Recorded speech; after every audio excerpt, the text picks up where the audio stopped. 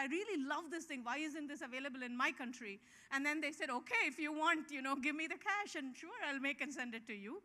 There is a company in India that makes incense sticks, and that's how they're an international company now. And you would think, and they sell a lot in Brazil, by the way. And they sold it originally because some Indians settled in Nigeria wanted to use that for their religious ceremonies, and they come to them and say, we would like to import this from you. They hadn't even thought of going international or exporting or anything. And then it turned out that the people to whom they sent, they had local friends who were not Hindus, who were not using this for religious purposes, and they thought that would make a very nice room freshener. And so a whole bunch of other people started using it, and they had to make a decision whether they would market it as a different kind of a brand than just a product for religious use.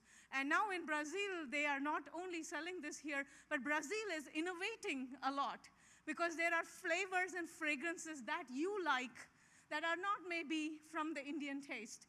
And this company now makes all these exotic kind of flavors, frankincense and myrrh and chocolate and vanilla, which is like unheard of in India. So this is how a lot of the stories develop. But here, let me actually tell you that not only don't you have to make any projection, you don't actually have to write a plan either. So if I ask you, out of the Inc. 500 entrepreneurs, because in the US they have this list of high growth entrepreneurs, the fastest growing entrepreneurs. When you look at the Inc. 500, they put out this list every year, and people have done studies of that. They find that most of them either never wrote a business plan, or if they wrote one, they didn't actually implement that, right? So the planning is a little bit overdone in how important it is. The expert entrepreneurs that I studied would say, sure, you should learn how to write a business plan because you're going to be writing a lot of them because every other day it changes. So for every company I built, on an average, I wrote 59 business plans. But God forbid you think it's a plan, right? It's a kind of a communication instrument. So what these expert entrepreneurs do from day one is actually they start, let's look at this. They start talking to other people, which is what you did. You said you will find experts, except in the case of these entrepreneurs, they don't even worry about whether somebody is an expert. They start talking to people that they know already. Right? And they start talking, somebody maybe could be a potential customer, somebody could be a potential investor, somebody could be a potential technologist, and somebody else could be a potential supplier. And they're talking to all kinds of people. And when you go and talk to all kinds of people, what happens, do you think? So if you go around and say, here, I want to make this pointer, and remember, you don't have the pointer yet, it's just an idea in your head. You go and ask people, what do you think people will tell you in the early stages? When you come up with an idea, pardon? Yeah, they'll say you're nuts, right? They're going to say you're crazy. What is wrong with you? You have such a good education. What will your parents think? What does your spouse say? They're probably going to say that. And then if you're still stubborn, then what do you think they'll say?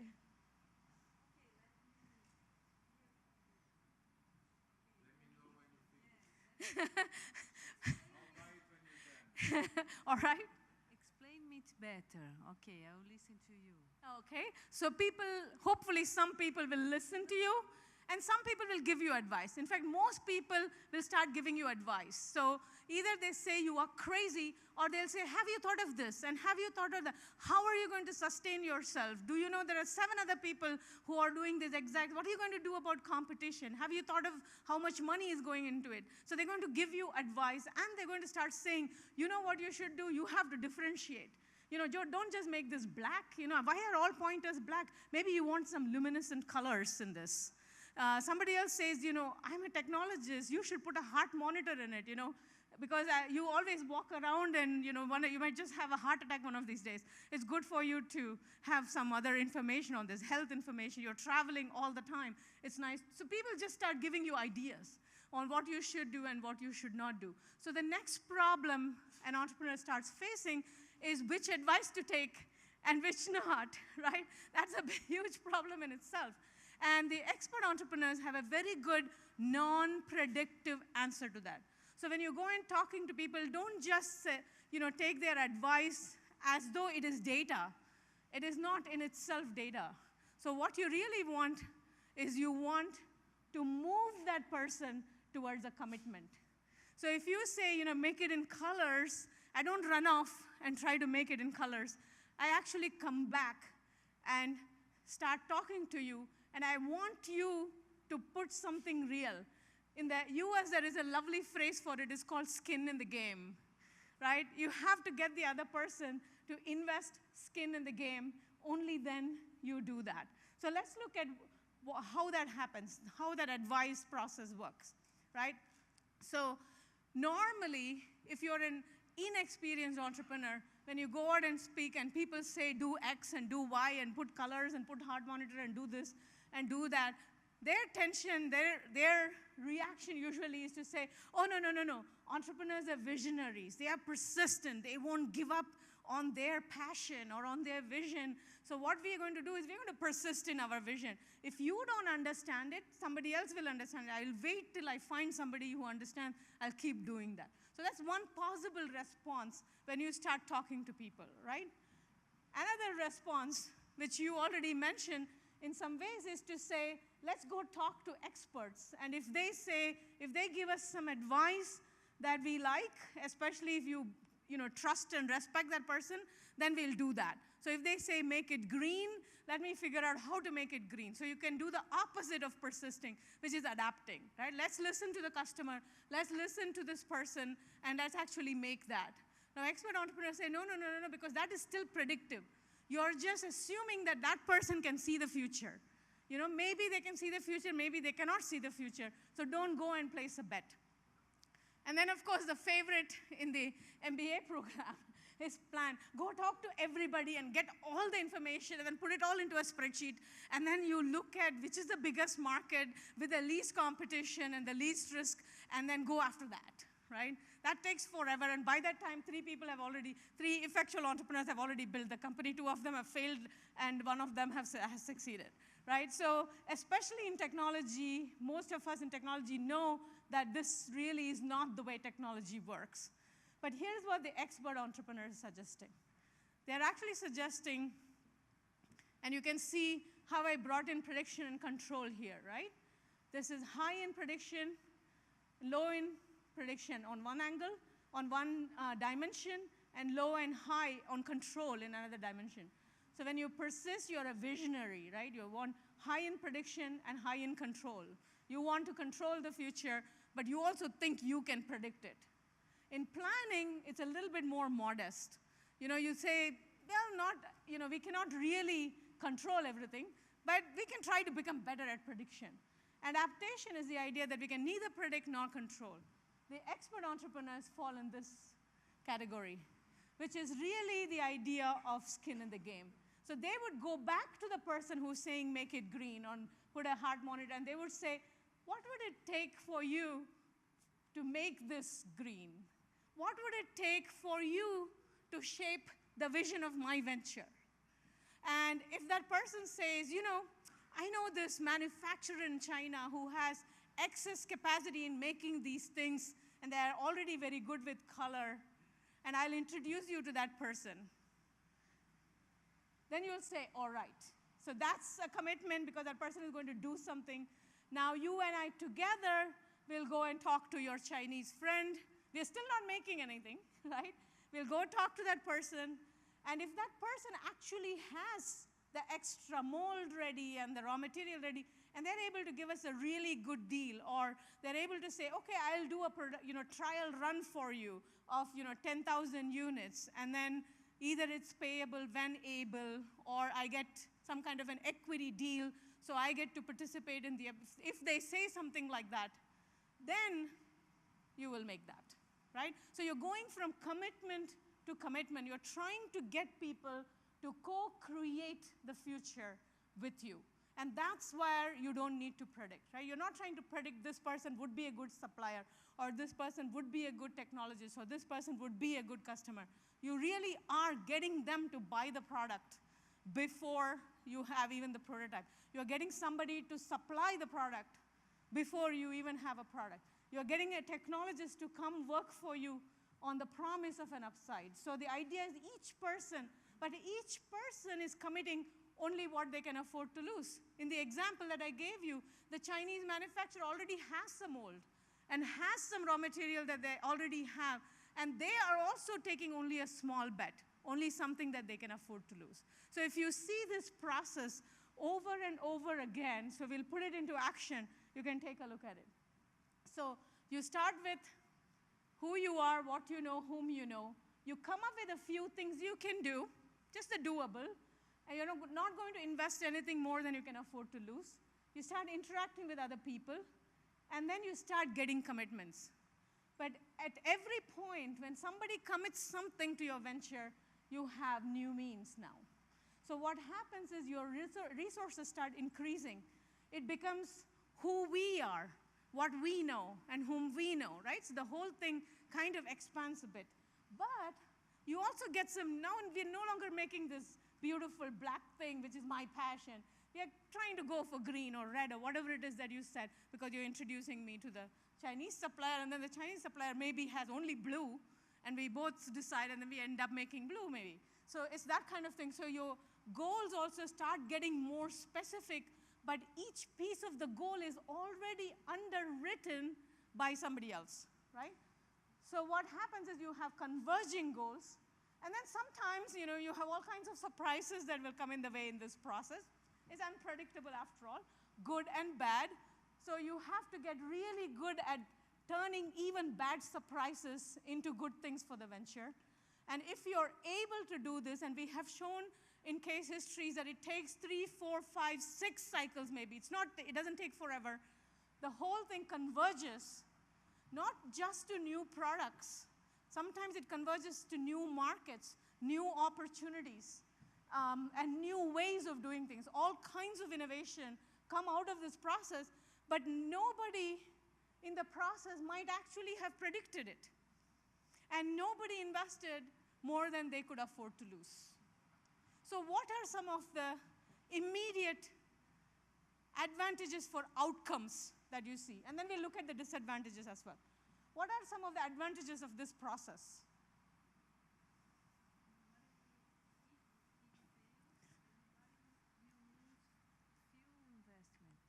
If it fails, everybody will only lose small amount or something that they can afford. Or you guys are so smart, especially the women, I'm saying. It is just awesome. Absolutely right, right? This is not about increasing the probability of your success.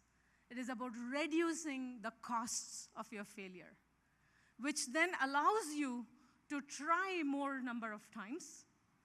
And it builds this coalition of people who already want to work with you.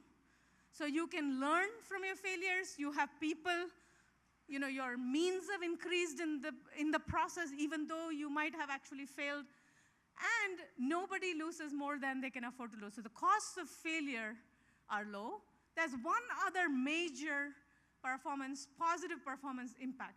But yes, my Google friend. You stop worrying about what might happen and just do stuff. All right. It takes away your reason for not doing stuff, right? Awesome. In fact, as a result of this journey that I've been so good fortune. I get to go all around the world and do this kind of thing. And everywhere I go, when I talk to entrepreneurs, one of the exciting things about this audience is, this is not my normal audience, right? When I talk to entrepreneurs or would-be entrepreneurs or students, I always ask them, how many of you want to be an entrepreneur? Let me do that right now. How many of you want to be an entrepreneur? Start your own venture. See, I told you, this is an unusual audience, not that many people. Okay, so why haven't you started yet? Just the goals. At the beginning, only just the goals we have. Oh, you have only the goals. Yes. In fact, I say give up the goals. Okay, and now? I have nothing. Very good. You are a nobody with nothing. Your affordable loss is infinite, right? Much better. I'm rich now. Absolutely. All you have to do is to talk to her and to him. He looks like he has something, right? And the guy next to you over there, he looks like he has something too, you know. Slightly more senior guys in suits, they have stuff, right? So you can start talking to people. There's nothing to prevent you. So this is one of the things that we hear 4 reasons that potential entrepreneurs give us for why they haven't already started their venture. What do you think the 4 reasons are? She already said one. I have nothing. I have no resources. I have no money. 3 other reasons. 3 other reasons why people don't start. You have to raise your hand. I'll bring the mic to you. Fear. Fear of failure, right? So, affordable loss. You have to invest only what you have to determine ahead of time what kind of failure you're willing to live with, right? So this is something you want to think about, fear of failure. And the expert entrepreneurs say it very beautifully. They say 3 things about failure, right? They say failure and success are not separate things, right? You fail all the time and you succeed all the time. So here's a prescription for failure. 3 things, okay? Keep them small, kill them young, don't fail alone. Right? Does that help you? Yes, that's Hopefully. right. Okay, no money is no longer an objection. Fear of failure, no longer an objection. What are the other 2 reasons people give? Don't fail alone. So keep them small, kill them young, don't fail alone. And this process gets you there, right? Each person is only investing what they can afford to lose. And very quickly you will know, if nobody is willing to put any skin in the game, this business is not going to happen. You're only going to move forward if other people are going to commit something to the venture. So very early you will know what works and doesn't work. And whatever works, you will never end up doing it alone, right? So even if you fail, 4 people failing together, it's a lot easier than if you are alone and everybody thinks you were crazy to begin with, right? But if you have 3 other crazy people with you, you're cool. And then it's easier to get up and try again. So there are 2 other reasons people give me when we go around the world trying to teach this. The 2 other reasons are? You don't know how to do it. I don't know how to do it. So a lot of everything we do is to try to teach how to do, right? So absolutely, you're absolutely right. So I don't know how is a reason. And the last one, there's one more reason people give. There's one more. Consistently I hear this. Oh, social responsibility. We already said that. No resources. I don't know what to do. I'm afraid to fail. The other one people have is I don't have an idea. That's why I'm looking at you. The Google thing, right? People say, I don't have an idea. What they mean is I don't have a brilliant idea. I don't have the kind of idea that will be a Facebook or a Starbucks or something. And the process already tells you, you don't have to have a great idea. The idea comes from the process. You just do whatever you already know how to do for the people who are willing to commit something to you, so you're delivering value to somebody. So maybe all you know is to grow cashew nuts and roast them and sell them. But then it turns out that somebody else thinks juice might be a good idea, or the surprise happens, you don't have any money, so now you have to get very creative, and you say, just like Stacy's pita chips, I have leftover pita, let me make chips. And you mentioned the idea of, I have leftover pulp, that's the only resource I have, let me do something with that. That's the kind of way the ideas are not, to begin with, brilliant. They're just the 65th search engine. But the way you build it, because enough people sign on to the project, it becomes extremely valuable, right? Okay, so I've given you the process, and you can see in the next slide the principles, and the principles are already there in the process, so it's going to be really easy. So the first one is the bird in hand principle. Right? Don't worry too much about great goals and vision. Just start with who you are, what you know, whom you know. Affordable loss. Don't worry about all the money that you're going to make or you're going to lose. Just think through. What is it that you are able to lose? What is it that you're willing to lose for this? In fact, this forces you to think beyond talking about the social responsibility, this forces you to think. You cannot be in it only for the money, right? This forces you to think, why would I want to invest, $20,000 from my savings and, 2 years of evenings and weekends working on this? So it forces you to think about something other than economic value. And it forces you to work with other people, so you have to create value for other people. I'm not saying that it always leads to good things. I don't want to claim that, because I believe there are enough horrible people in the world who can get together and do this as well. So I'm not claiming that, but it does force you to go beyond the economic reasons. That's the best thing I can say about that. And then we have the crazy quilt principle, which is the co-creation, that you are working with whoever is willing to put skin in the game, and you work very hard to structure the relationship that everybody invests only what they can afford to lose, but everybody gets a piece of the bigger pie. And this is a very difficult thing to do. And I spend a lot of time in my teaching working on that particular, how do you actually do this? And then there's the issue of surprises, the lemonade principle.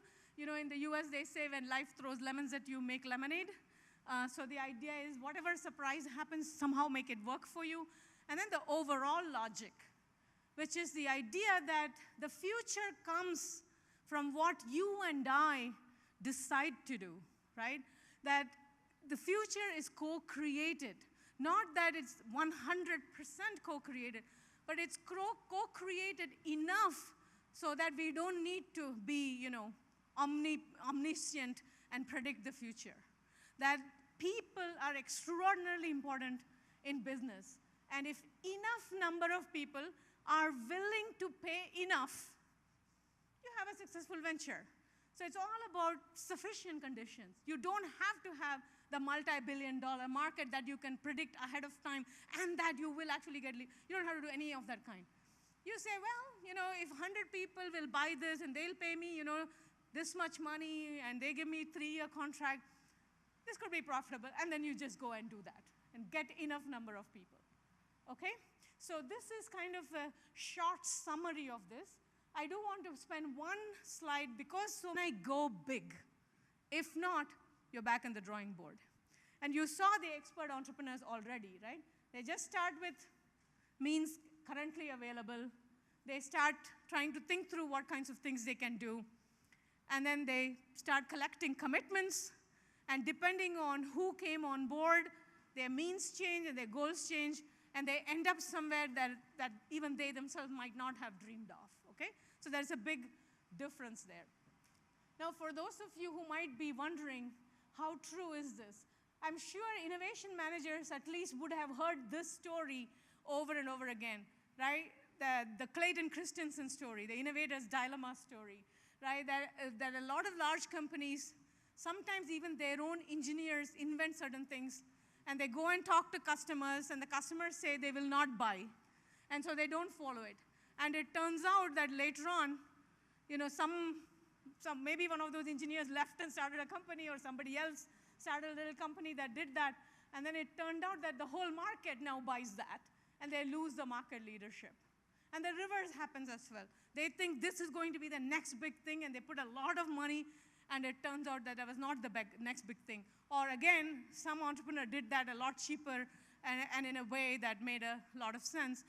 There is a yogurt company in the US. It's a good case where a very large company was trying to introduce Greek yogurt in the market.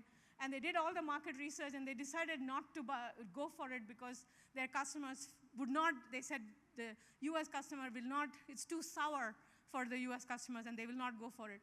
And then some little farmer somewhere made it, and they have making so much money that this company now has to fire people and answer, how come we missed this market, this kind of thing. So I'm going to show you a little video clip from Michael Dell. Does everybody know who Michael Dell is? Dell Computers?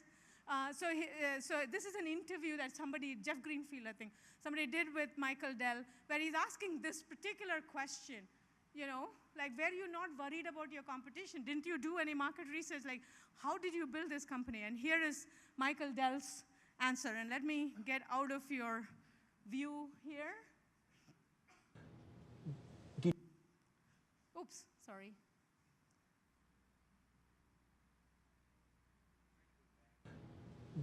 Did you benefit from the fact that your established competitors underestimated what you were up to? Absolutely. And that was perhaps one of the biggest surprises. I remember back in 1987, when the company was, 3 years old, having a tremendous fear that our competitors were going to introduce, any number of things that would make it very difficult for us to compete.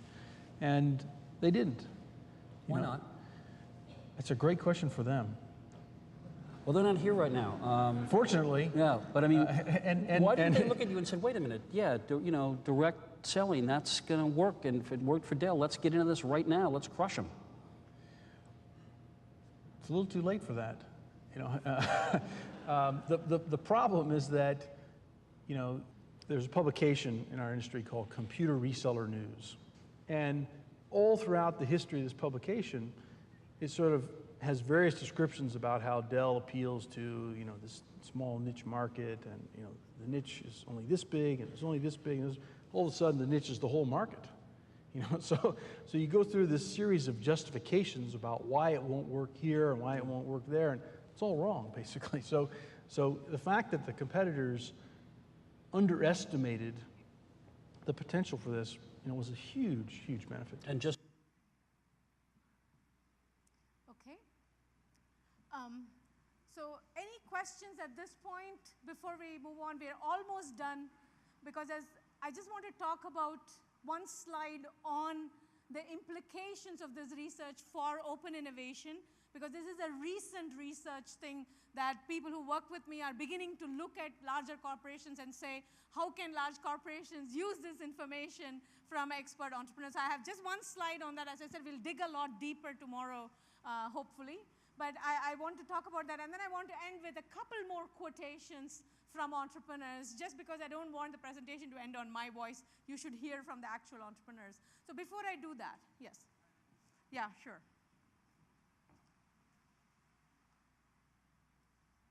First of all, it's a pleasure to meet you in person. You have changed my life, because I really understood. She's a genius, isn't she? I really... So now what do you want from me? Okay. As an entrepreneur, I really understood what happened to me after studying effectuation. It's brilliant. And I want you to understand, I'd like to understand how customer discovery, Steve Blank's customer discovery, and business model generation has built upon effectuation. Very good question, excellent question, and I get this particular question a lot in the last couple of years, right? Yes? No, I just have to add that he just got his master's in business administration. That's why he's doing these smart questions. Excellent. I will take that back to my students. That's the kind of question they should be bringing to class. Yeah. Yes, really good. So as I told you, I get this particular question, especially in the last couple of years, because this is a new movement, right? The lean startup, Osterwalder's business model, it's a new movement. And their movement, in many ways, came from actual practice, just as in my case, I looked at actual entrepreneurs. But in their case, they did not do systematic research to find it, but they have worked with a lot of entrepreneurs, so I'm not discounting that.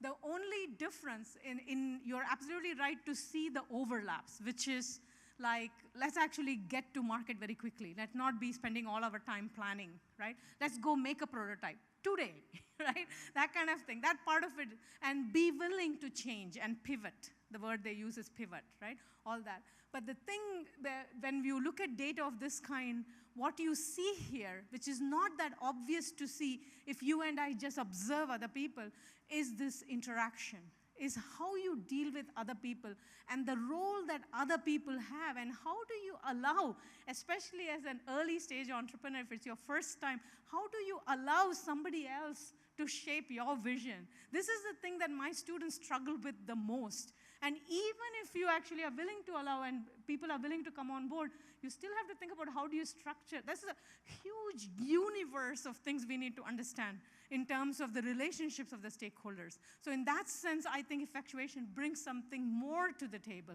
Not that it is against For me, as a researcher, as a scientist especially, the fact that somebody completely independently who had never read my stuff went and looked at actual entrepreneurs, and they discovered almost this